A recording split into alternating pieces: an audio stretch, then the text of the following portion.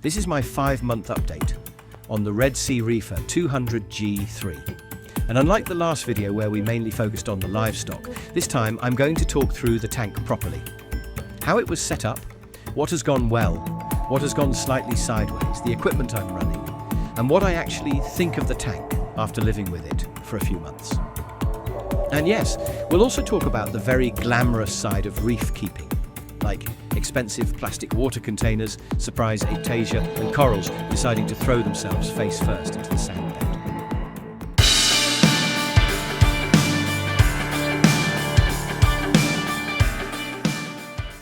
Welcome to the video, I'm Reefer Ad, and before we get into it, it's probably worth saying early on that I'm very much a soft coral and LPS kind of reefer. I really enjoy things like mushrooms, hammers, and all those bright, colourful and slightly wavy corals that bring a lot of movement to the tank. So this system is very much built around that style of reef. I'm not trying to turn this into an SPS-dominated tank. I want colour, movement, and something that's enjoyable to look at day to day. In this video, I'll give you a proper look at the tank. We'll go through how I set it up, what has changed since the last update, the good, the bad, the new additions, and then I'll walk through the equipment from the sump up to the display. So first things first, this tank was not started completely from scratch in the modern dry rock sense. I set this system up using mature wet live rock and live sand, which is very much the old school way of doing things, and honestly, it's how I've always done it. There are definitely pros and cons to this approach, and we'll touch on some of those later, but one of the big advantages is that you get that biological head start. The rock already comes loaded with bacteria and all sorts of life, which helps the tank feel more stable much earlier on. The live sand also helps everything settle in a bit quicker, and overall, the tank just feels more alive from the beginning. That said, it doesn't mean you skip all the usual reef tank challenges. This is still reef keeping, and the tank will always find a way to keep you on your toes. The aquascape itself is fairly simple.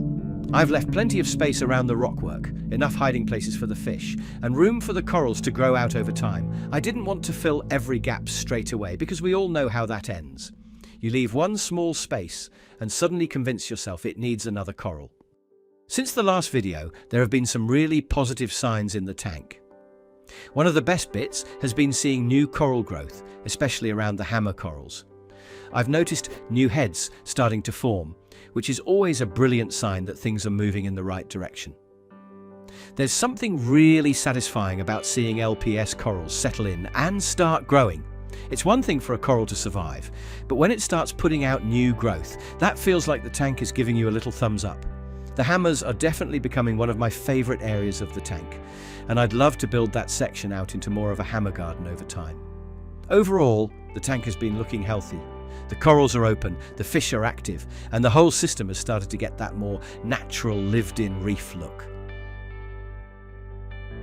Of course, it has not all been perfect. I went away on holiday for a week, came back, and most of the tank looked absolutely fine, which was a relief. But then I spotted the Raja Rampage chalice upside down in the sand bed. Not exactly the welcome home present I was hoping for. It was very much touch and go for a while. Chalices can be tough, but being face down in the sand is never ideal. It's still recovering, so fingers crossed it pulls through. The other issue that has popped up is aiptasia. This is one of those downsides of going the old school route with live rock. You get all the good life, but sometimes you also get the not-so-good hitchhikers. At the moment, I've spotted a handful of them, and as most reef keepers know, if you can see a few, there's always that lovely little voice in the back of your mind saying, how many are hiding where you can't see? So it's something I'm keeping an eye on. The biggest new addition this month is the copperband butterflyfish. Now, copperbands are one of those fish that people either love, fear, or both. They are beautiful fish, but they can be tricky, especially when it comes to feeding. So I made sure to get one that I had seen eating frozen food well before bringing it home. So far, it has settled in nicely. It's a stunning fish and really adds something special to the tank. It has that classic reef fish look, and it's definitely become one of the centerpieces. I've also added some toxic green Kenya trees. This actually turned into a bit of a story. I went to the fish shop with my fiancée, and she picked out a single Kenya tree. Within about an hour of it being in the tank, it had become her favourite coral.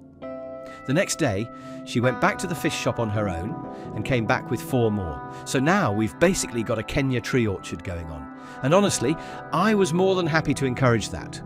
A lot of reef keepers will know how hard it can be to get your other half interested in the hobby. So seeing her get excited about a coral and go back for more was a big win. Moving down into the sump, this is where I've tried to keep things simple. The sump has a good amount of live rock in it, which gives extra biological filtration and helps keep the system stable. I like having live rock in the sump because it's simple, natural, and it just works. It's also really useful if you ever need a small piece of rock to mount a frag onto quickly. I'm also running a small refugium with Cheeto. The refugium runs during lights out, so while the main tank lights are off, the refugium light is on. The idea is to help with nutrient control, especially nitrates, and also help support pH overnight. The Cheeto is in a small basket, and I'm using a small UV sterilizer to provide flow through that area. That also helps move water through the media bag, which holds rowaphos and carbon. It's not a complicated setup, and that's very deliberate. I'm a big believer in keeping things as simple as possible. The more complicated you make a reef tank, the more things there are to adjust, break, clean, or blame when something goes wrong. The Red Sea Reef mat has been fantastic for mechanical filtration. I've been really impressed with it. It keeps the water clear, removes a lot of waste before it breaks down, and generally just makes maintenance easier. For me, the reef mat is one of those bits of equipment that actually feels like it earns its place on the tank. The return pump is the Red Sea Reef Run, and I'm currently running it at 40%. That gives enough turnover through the sump without blasting everything around, and it keeps the system nice and quiet. I don't feel the need to run it flat out.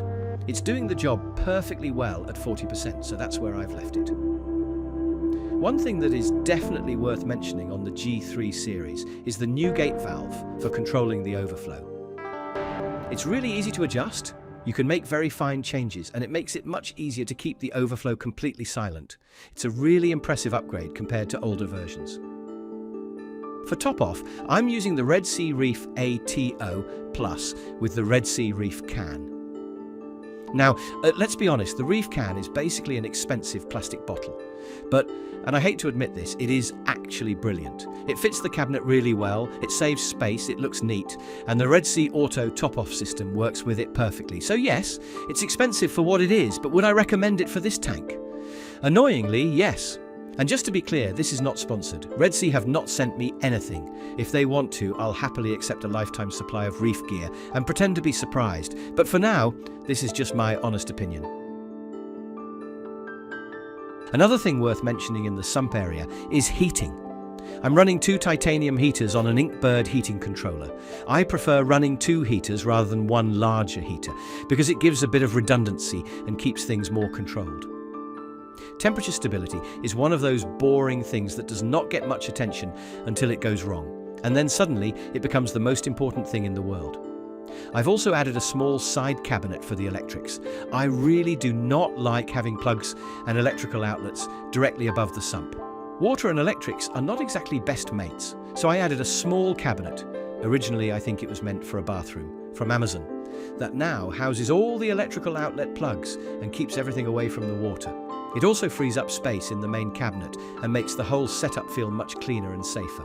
Moving up to the main tank, this is where I've gone for some budget-friendly options. The main light is a Pop Bloom RL90 fixture, and so far it has been growing my corals really nicely. The app is actually pretty good. It can be a little bit fiddly at first, especially when you're setting the schedule, but once it's dialed in, it works well. One thing I really like about the Pop Bloom is the shimmer. Because it gives that single directional light source, it creates a lovely shimmer across the tank. And personally, I really like that look. The downside is that you can get some shadowing, especially as corals grow and the rockwork starts blocking light in certain areas. To help with that, I've added a cheap light bar from Amazon, just to give the tank a bit more spread. It's not fancy, but it does the job and helps fill in some of those darker areas. So overall, the lighting setup is not the most expensive option in the world, but for this tank and the corals I'm keeping, it's working well. For flow, I've got the return pump coming back into the tank, and then a few wave makers helping move water around the display. On the right-hand side, I'm running a couple of Higa 6-watt DC wave makers. One of them is currently waiting for a replacement controller because it has decided it no longer wants to participate in reef keeping. Always helpful. On the left-hand side, I've got a G-Cod SOW4 running in pulse mode. That gives some nice movement through the tank and helps the corals sway naturally. I'm not trying to create an SPS-style washing machine in here. This is mainly a soft coral and LPS system. So I want good movement, but not so much that the hammers look like they're hanging on for dear life.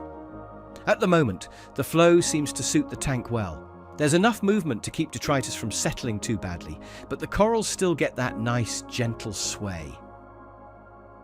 The last bit of equipment on the display is the Red Sea jump net. It's one of those things that is not very exciting, but it is important.